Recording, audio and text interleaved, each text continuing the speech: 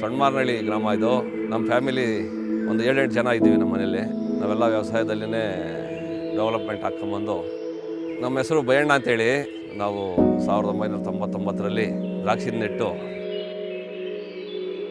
ನಾವು ಕೂಚ ಕಂಬಿ ಹಾಕಿ ಈ ಟಾಟಾ ವೈರನ್ ಅನ್ನೋಂಥ ವೈರನ್ನ ನಾವು ಬಳಸಿದ್ದೀವಿ ಪೆಂಡಲ್ಕ.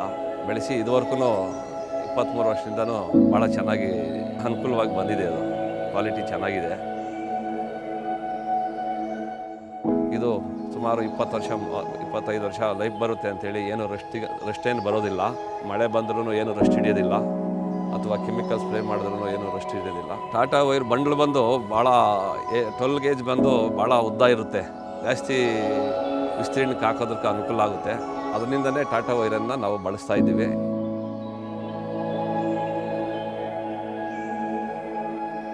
ಈ ಪೆಂಡಲ್ ಮೇಲೆ ಈ ನಾವು ಕಂಬಿ 8 mm 12 mm ಎಳೆದು ನಾವು ಪೆಂಡಲ್ ಮಾಡಿದ್ದೀವಲ್ಲ, ಅದ್ರ ಮೇಲೆ ನಮ್ಮ ದ್ರಾಕ್ಷಿ ಬಂದಾಗ ಒಂದು ಸುಮಾರು ಎಕರೆಗೆ 18 ಟನ್ನು ವೆಯ್ಟ್ ಇರುತ್ತೆ ಇದ್ರ ಮೇಲೆ, ಕಂಬಿ ಮೇಲೆ.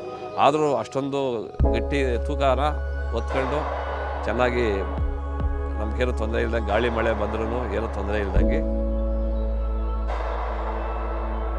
ಟಾಟಾ ವೈರು ಭಾಳ ಚೆನ್ನಾಗಿ ಬಾಳಿಕೆ ಬರುತ್ತೆ.